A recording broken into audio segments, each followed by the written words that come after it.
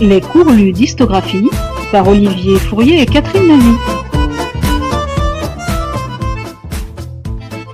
Géographie, programme de 6e. Thème 1, habiter les littoraux.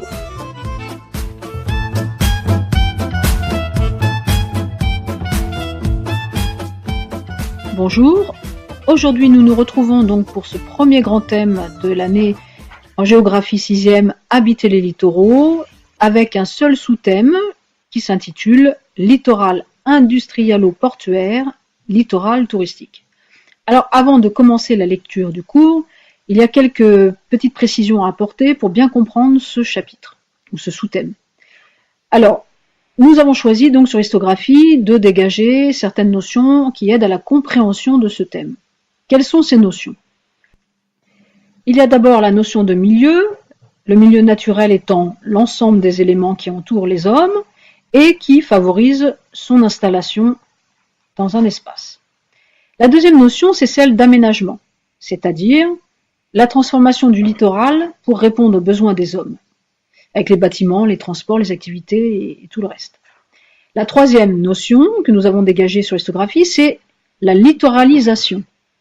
On assiste effectivement à une concentration des hommes et des activités sur les littoraux actuellement. Enfin, la dernière notion est celle de vulnérabilité.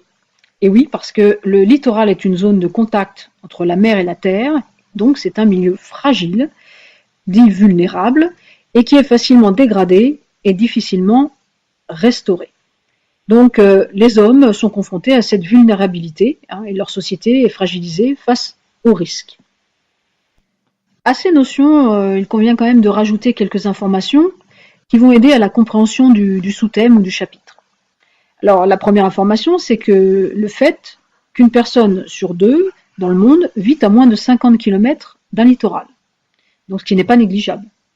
Ensuite, par exemple, que 90% du transport des marchandises aujourd'hui se fait par la mer. Il y a aussi 16 des plus grandes villes au monde qui se situent près d'un littoral.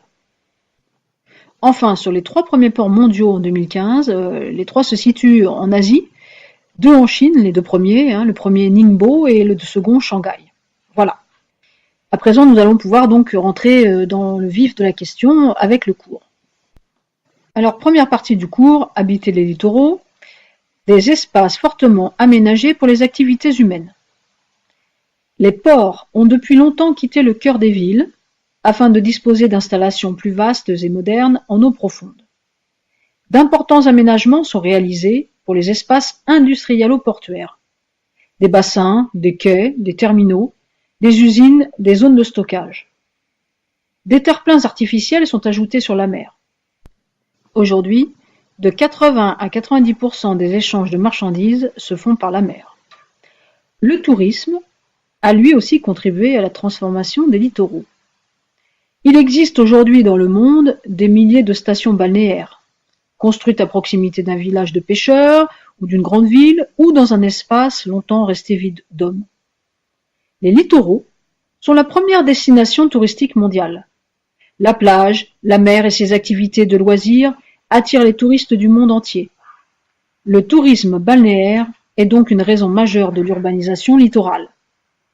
On y trouve des hôtels, des résidences ou des ports de plaisance.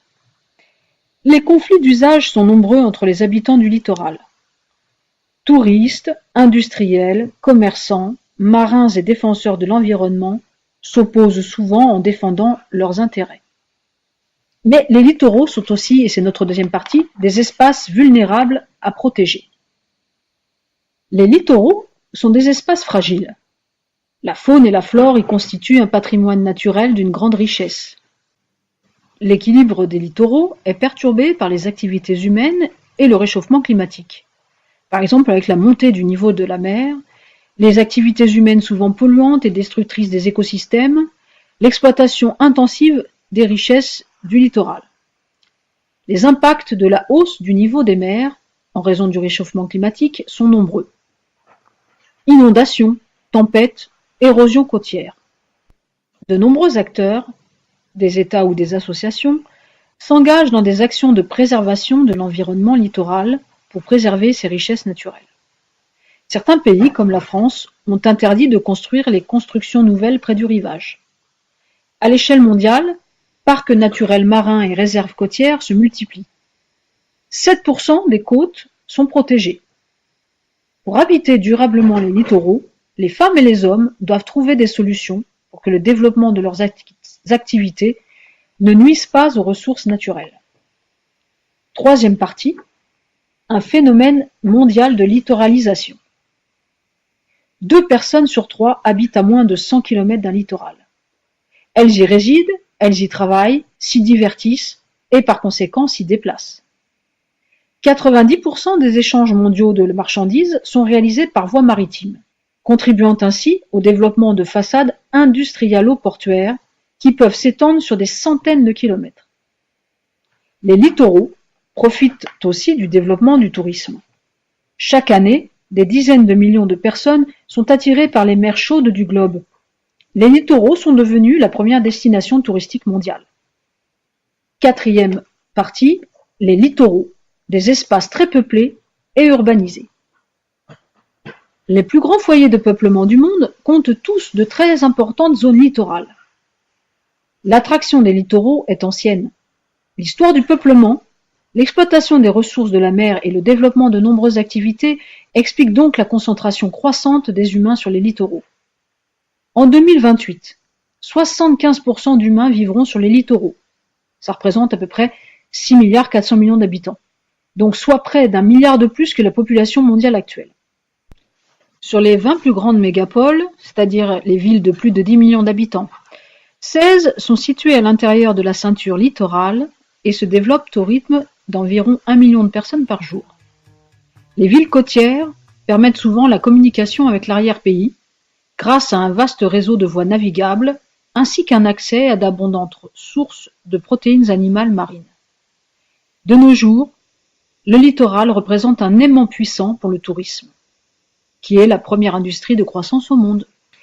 Cependant, et c'est là-dessus que nous terminerons ce cours, le peuplement des littoraux n'est pas continu.